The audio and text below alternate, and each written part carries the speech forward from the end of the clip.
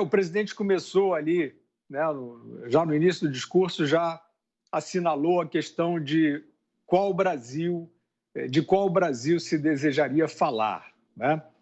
Evidentemente que todos de boa fé querem falar do Brasil real, mas o presidente assinalou que existe o Brasil real e o Brasil da imprensa, né? Fico à vontade para dizer, porque eu sempre detestei críticas genéricas à imprensa. A imprensa é fundamental na história até hoje, mas, infelizmente, nós estamos num momento histórico em que a maioria da imprensa, a grande imprensa, se demitiu do seu papel de informar e virou uma panfletagem, né? Pode ser contra Bolsonaro, pode ser contra Temer, pode ser contra Trump, pode ser contra o efeito estufa. Enfim, virou um panfleto, né? Infelizmente, para a desgraça de toda a coletividade.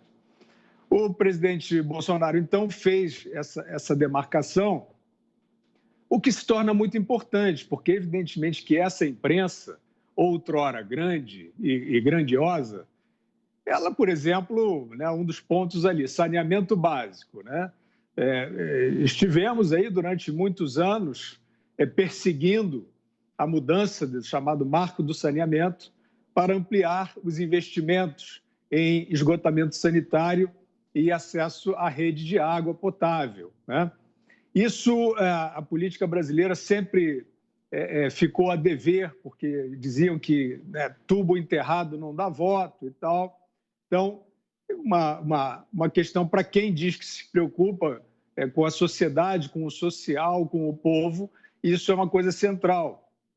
Este marco do saneamento, que abriu o setor para maiores investimentos, foi aprovado nesse governo. Ele assinalou isso e assinalou também que é um governo sem escândalos de corrupção. Essas coisas não saíram, com certeza, na mídia dominante nos Estados Unidos e também na Europa, né? Agora, evidentemente que é preciso fazer a ressalva. É claro que quem de boa fé que queira informação acha, né? Hoje em dia é fácil de achar. Mas não, prefere ficar ali no New York Times, prefere ficar ali na CNN, na BBC, vendo aquelas notícias catastróficas de uma história construída, né? O Brasil está sob uma sombra fascista, esse tipo de coisa que vão insinuando o tempo inteiro. Então, o que se passou foi o seguinte: o presidente mostrou um pouco desse Brasil real. É claro que mostrou da perspectiva dele, de chefe de Estado, né?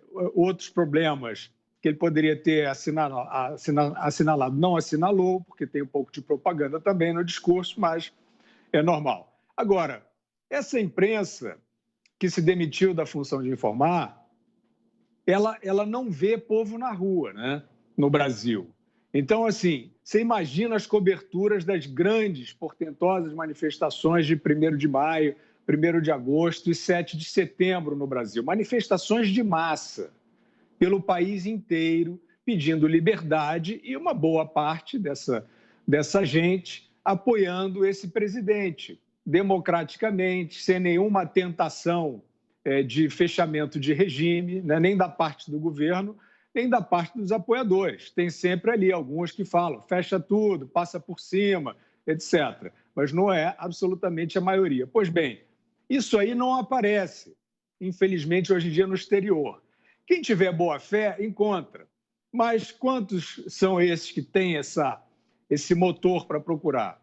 Aí o que nós vemos, aí eu gostaria de fazer esse paralelo, né? Quer dizer, estas manifestações de milhões pelo Brasil, em defesa da democracia, que essas pessoas acreditam que é praticada pelo atual governo, elas aparecem como atos golpistas, né? É isso que toda essa imprensa, todinha, esse consórcio, né?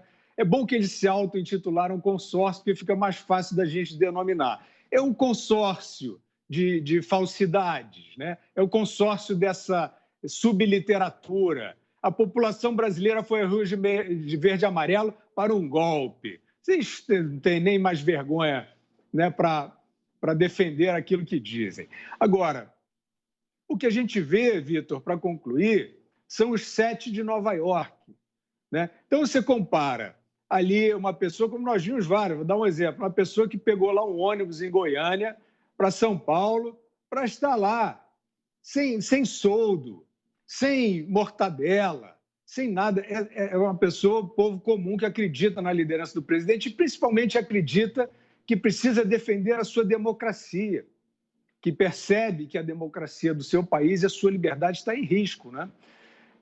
Você compara essa pessoa que pegou um ônibus de Goiânia, foi lá, se manifestou, feliz da vida, em alto astral na Avenida Paulista e depois voltou, com uma pessoa que pegou um jatinho, foi para Nova York para fazer uma claquezinha contra o Bolsonaro, né, em Nova York.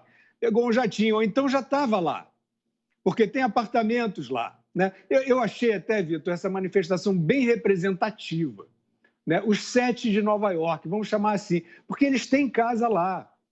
Eles têm a quarentena VIP, muito VIP deles, lá em Nova York, né? É de lá que eles mandam as ordens aqui, né? Fora isso, fora aquilo. E sobre a referência do presidente ao tratamento imediato, ao tratamento precoce, eu achei até que ele fosse cancelar a Assembleia da ONU, porque é proibido, né? É proibido você fazer referência a experiências clínicas que até médicos aí, tradicionais, prescrevem, mas na encolha, caladinhos, tem que fingir que não prescreve, só alguns poucos, né, que assumem, porque é proibido. E por que é proibido? Porque só pode se falar de vacina. E o que é a vacina? A vacina é um produto experimental, cujos riscos não estão totalmente dimensionados. Essas que estão em aplicação, elas têm a sua fase de desenvolvimento só se completando em cerca de 2 anos, ou seja, experimental, e querem empurrar uma obrigatoriedade, querem empurrar um passaporte. Ninguém, com boa fé e vergonha na cara, consegue defender a obrigatoriedade dessa vacina, porque ela sequer detém o contágio. Qual é a ética coletiva a qual vocês fingem se referir? Estou vendo até médicos dizendo que as crianças em sala de aula vão botar outras em risco. Isso é mentira. Isso é mentira. As vacinas que estão em aplicação, elas não impedem a transmissão do SARS-CoV-2 entre pessoas. Fim de papo. Isso deveria ser uma ética e uma decisão pessoal. Se não é, se é um passaporte, né, cercando todo mundo e criando cidadãos em segunda classe, o propósito é outro que não seja o da saúde.